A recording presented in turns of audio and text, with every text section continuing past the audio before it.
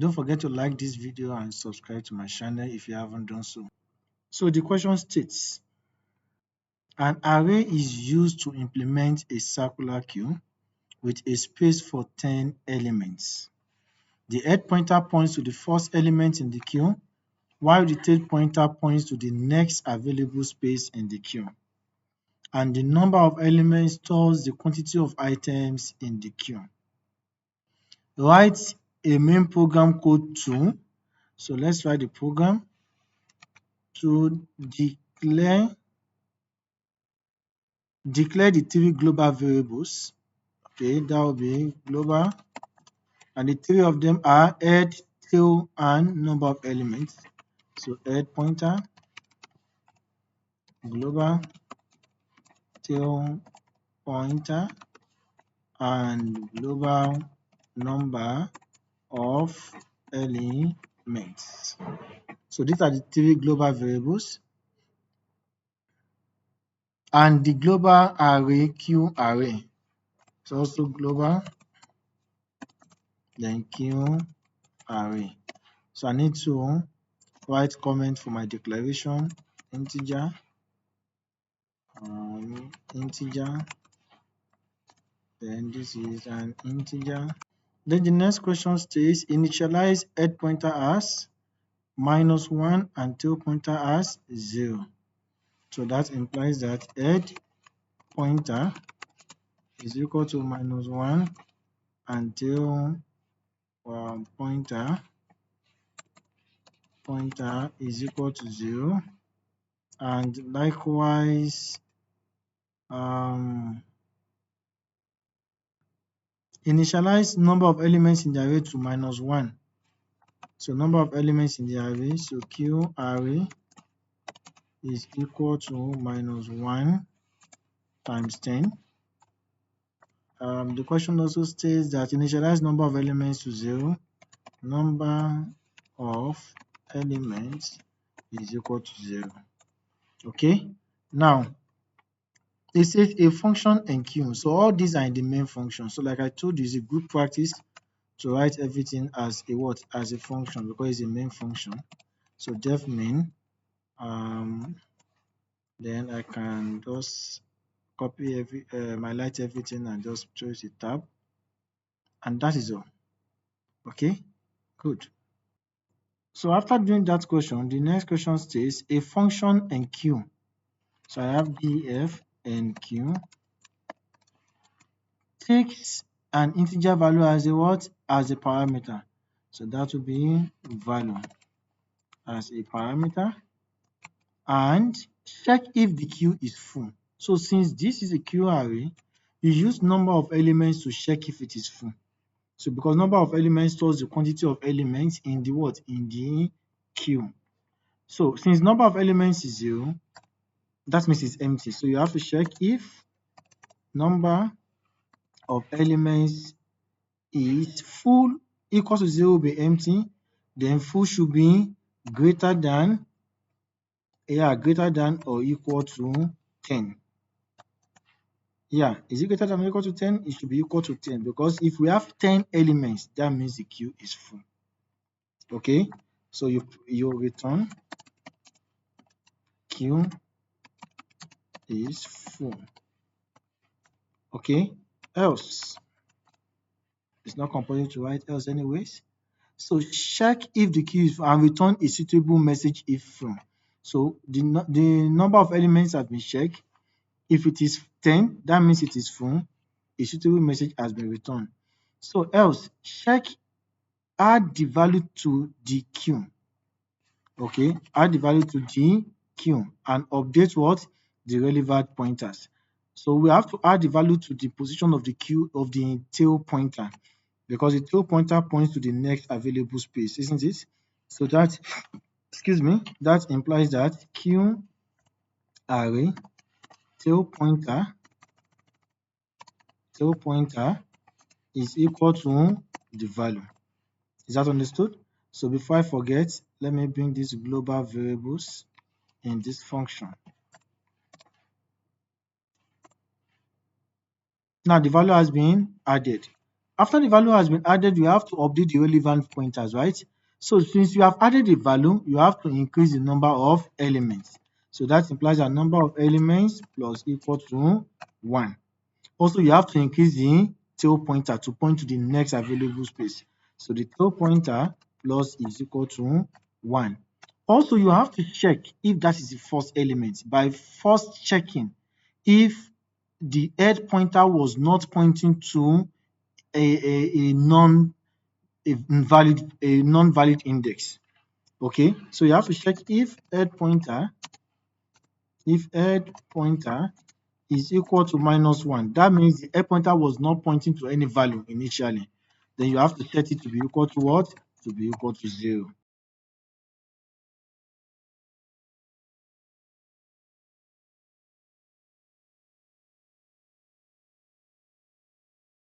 Then that is the end of the Q function. Okay. Now back to the next question.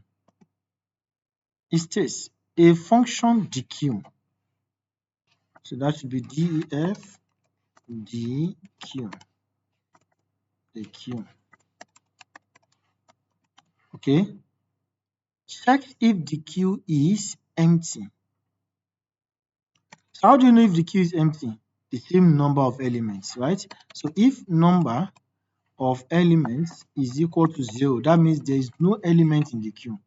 So we use, according to my explanation, we use number of elements for a circular queue to track if it is full or empty, while we use the head pointer and tail pointer for a linear queue to track if it is full or empty. Okay, so then we will return the queue is empty. Okay, so there will be no value returned. So else, we'll go back to the question. It says, check if the queue is empty and return a suitable message if empty. If not empty, that is the other condition, return the appropriate value. So the appropriate value is the value at the head pointer, isn't it? So we can put it to a what? To a variable. So var is equal to q array head pointer. So that value has been saved to a variable. So it is this variable that will be returned. And update what? The relevant pointer. So let's update the relevant pointer. So since we have returned the value at the head pointer, so we have to move the head pointer to the next location. So that becomes the first value, isn't it? So that implies that head pointer plus equal to 1. Okay, so after doing this, we also need to decrement the number of elements because we are trying to pop out one element. So that means the number of elements has been reduced. Is that understood? So that implies that number of elements minus equal to 1. Is that understood? So that whenever you want to add, number of elements has already been reduced, then it means we have more spaces. Is that understood? And apart from that, when the queue gets, if you have this kind of condition, okay, a condition whereby this is the queue, the circular queue, it is filled, the tail pointer is equal to 4, while the head pointer is equal to 0.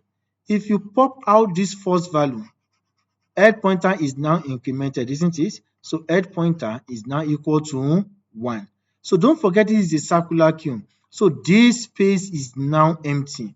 You are supposed to set the tail pointer to that space. Is that understood? So tail pointer should now be equal to 0.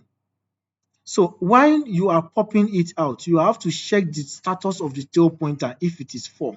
If it is not 4, you leave it that way.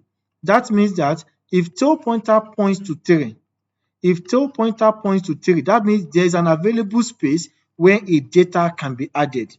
Is that understood? But if tail pointer points to 4, that means there is no space. Maybe there is a value here 1. That means there is no space after. The only space that is after is that space where you have popped out a value. So you have to make that index to be equal to tail pointer. So you must set that. So you have to write that if the tail pointer is equal to the more than 3, in this case is 4, but in our code here, it should be equal to the tail pointer should be equal to 11, isn't it? Greater than or equal to 10. Because we're starting from 0, 1, 2, 3 is equal to 10. So if it is equal to 10, it's fine. If tail pointer is equal to 10, then you set tail pointer to be equal to 0. I hope you understand that. So if it's equal to 10, you don't forget that our queue has space for 10, unlike this example has space for 4. Is that understood? 10 means 0 to 9. That will be 0 to 9. So when it's equal to 10, that means it is out of the what? Of the index. So you now set it to be equal to 0 after you have popped out a value. Don't forget that. So tail pointer is equal to 0. So after making it to be equal to 0, that is all. That is not all. You have not returned the value, isn't it? So the question states that at the if not empty, return the appropriate value. Update the relevant pointer. So the value has not been returned, so we need to return it. But I added something, delete the value. So this part of the question is not always there. It may be there, it may not be there. If the question asks you to delete the value, make sure you delete the value before you return. If it does not ask you to delete the value, you don't have to delete the value, okay? But if the question asks you to delete the value, then you delete this, that is, you delete it from the queue, okay? And then you then return the variable, because any code that comes after return will not be executed. I hope this is well understood. Then this is the end of the question. Okay, good. So in testing the question, let us try to test what we have written. Let me write a few lines of code to just test this so that I can run it and see what we have done. Okay. Now let me request an input from the user. After requesting the input from the user, then enqueue. Then after enqueue, then dequeue, just to check what I have written. Okay. And before I do that, don't forget this dequeue function. We need to add the global variables as well in the dequeue function. Okay. If you forget that, then it will write cannot access this. Okay. So to test it, I try to edit the main program. I modify the main program to run this for 20 times, this set of code. I ask the user to input the value they want to enqueue, the input if they want to enqueue or dequeue or exit to quit their intention. Then convert the input to lower. If the user enters enqueue, it will now request for the value the user wants to enqueue and call the function to enqueue. If the user enters the queue, it calls the function dequeue, saves the value and prints the value. Or let me write f the returned value is here is this. Okay, so this is more interactive. Then if the user now enters quit, then it prints thank you and break out of the for loop. Okay, good. Then let me run this code. So enter the value, enter to enqueue, dequeue, or exit. So let me write enqueue. What do I want to execute? Let's say for enqueue. Let me enqueue 6. Then let me dequeue. Then 4. Can you see? 4 was the first value I inputted. So 4 has been dequeue. Let me now dequeue again. Dequeue. So the first value was printed, right? Now -1. So why is it -1? Okay, so that is one thing I have to look at. Why is it -1? So write in the comment section why you think -1 was returned instead of 6, because the second value that was returned was 6. Why do you think -1 was returned, and what part of the code needs to be corrected? Is it the enqueue part? Is it the DQ part that needs to be corrected so that -1 is not returned and 6 is returned? Write your answer in the comment section, the correct code. So if you take a look at this code, you already know the DQ section is what is needed to be corrected. Now, since we are using an array, if you delete the value at that position, number one, the first problem we have here is after the head pointer was incremented, then that value was deleted. So that means the new value was deleted. That is the first problem.